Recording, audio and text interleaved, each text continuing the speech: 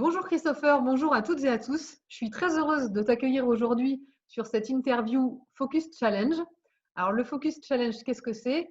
Quelle est l'intention de ce projet? Mais en fait, c'est de partager les expériences des chefs d'entreprise pendant ce contexte un peu particulier.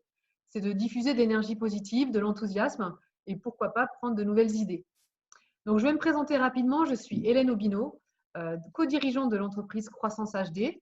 Nous accompagnons les entreprises en situation de changement en positionnant l'humain au centre de la transformation. On intervient en formation, conférences, conseils et pilotage de projets. Et on est sur le être mieux et le faire mieux. Donc Chris, est-ce que tu es prêt? Je suis prêt. Alors, est-ce que tu peux nous dire qui tu es et ce que tu fais? Déjà, je tiens déjà à te remercier de m'avoir invité aujourd'hui. Ça me fait plaisir de pouvoir contribuer, parce qu'éventuellement des entrepreneurs à pouvoir échanger ensemble, c'est quelque chose d'important pour moi. Alors, qui je suis? Je suis le gérant de Baudin Assainissement, entreprise du Sud-Vendée. Et moi, je m'occupe chez Baudin Assainissement de trouver des talents et puis de les former, de les rendre autonomes. Voilà. Ok. Et est-ce que tu peux nous dire quelle est la raison d'être de ton entreprise? Alors, je sais, Alors là, comme on a déjà travaillé ensemble, je sais que tu vas pouvoir répondre à cette question. c'est ça. Juste Alors, au début, pour… la première fois que tu m'as posé cette question, c'était un peu plus flou. Et puis après y avoir travaillé, c'est un peu plus clair. Notre raison d'être, finalement, c'est de trouver des solutions pour nos clients.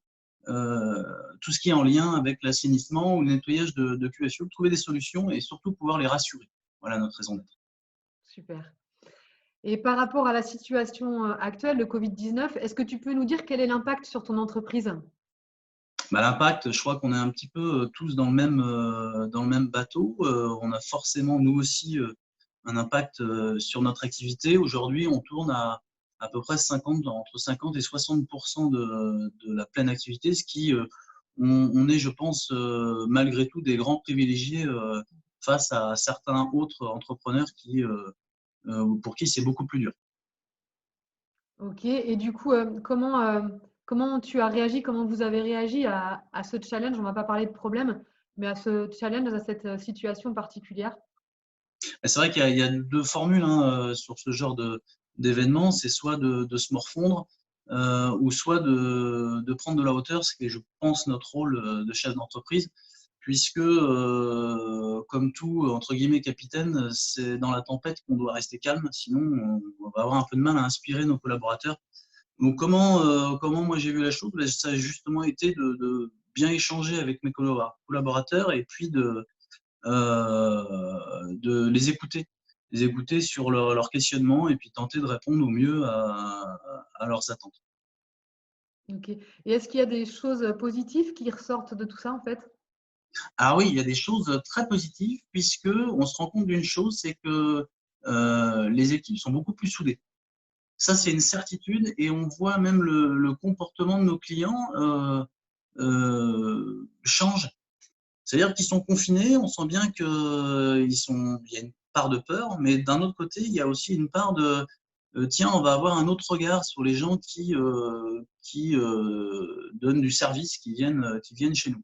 Donc il y a plus de douceur, j'ai envie de dire, d'une manière générale, que ce soit en interne ou même nos clients. Super. Et dans cette période qu'on va appeler de tempête un peu, est-ce que tu as des éléments de ressources? Et si oui, quels sont-ils? Alors, mes éléments de ressources à moi personnellement, la première chose, entre guillemets les vraies choses, quoi. C'est-à-dire, c'est ma compagne, c'est mes enfants. Ça, c'est une certitude. Je pense que surtout quand c'est compliqué, il faut avoir de bonnes bases. Et moi, clairement, mes bases, c'est ma compagne Julie et mes deux enfants. Ça, c'est une certitude, ce qui finalement est la vraie importance. Ok, on revient à l'essentiel. C'est ça. Et qu'est-ce que tu auras envie de dire aux autres chefs d'entreprise qui sont impactés à 100% ou à 50% ou 60%? Qu'est-ce que tu aurais envie de leur dire en fait aujourd'hui?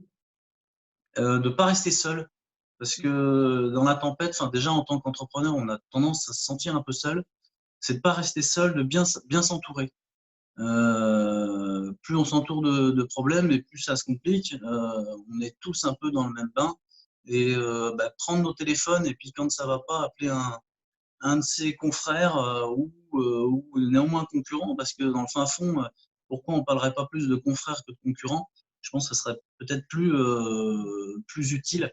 Je pense que l'avenir, ça va être de se fédérer les uns les autres entre entreprises avec des métiers, les mêmes métiers ou des métiers parallèles. Ça, c'est une certitude.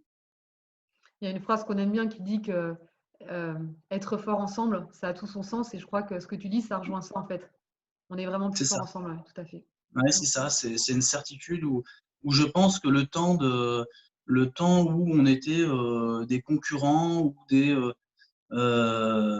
j'ai connu ça, moi, hein, où effectivement, certains de mes confrères, on se parlait pas ou autre. Je pense que c'est totalement terminé. Celui qui reste là-dedans, je pense qu'il est en grande souffrance. Ok. Bah, écoute, Chris, je te remercie beaucoup pour ce moment. C'était un grand plaisir de partager de cette interview avec toi.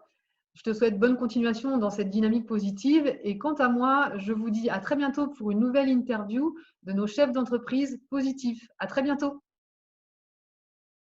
Merci.